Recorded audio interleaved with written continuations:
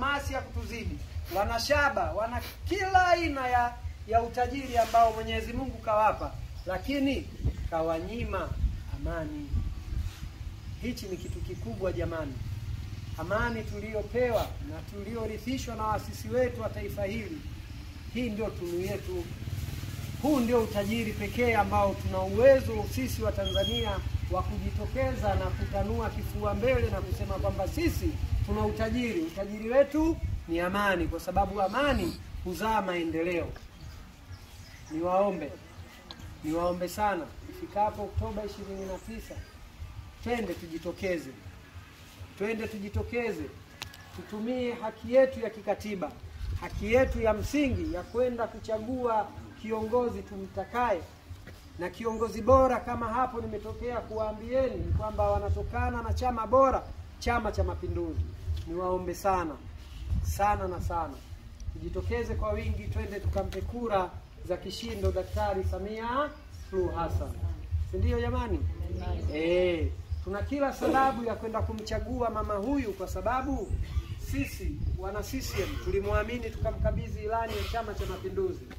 Tukirudi tena darasani kwenye falsafa na itikadi ya Chama cha Mapinduzi, falsafa yetu na itikadi yetu ni kuhakikisha tunalinda utu wa Mtanzania.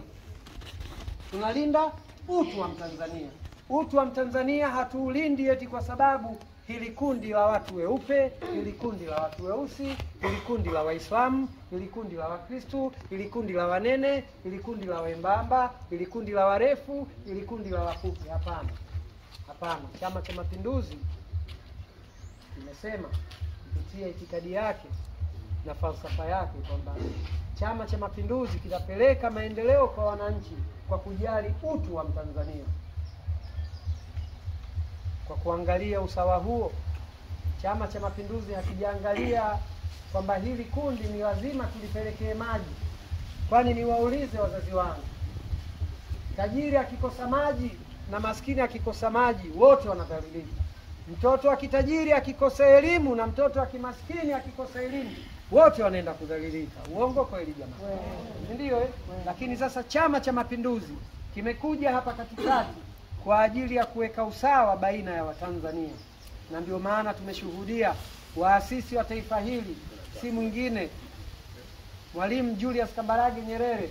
Alituambia na aliturithisha vitu vitatu: tuepukane na udini, tuepukane na ukabila, tuepukane na ukanda. Ukiona sehemu yoyote ina vitu hivi vitatu, ina ukabila, ina ukanda, ina udini, basi sehemu hiyo haitapata maendeleo, kwa sababu yoyote atakayetaka kuleta maendeleo ambaye hatokani na kikundi kile watampinga. Ndio jamani, leo hii tumekuwa mashahidi.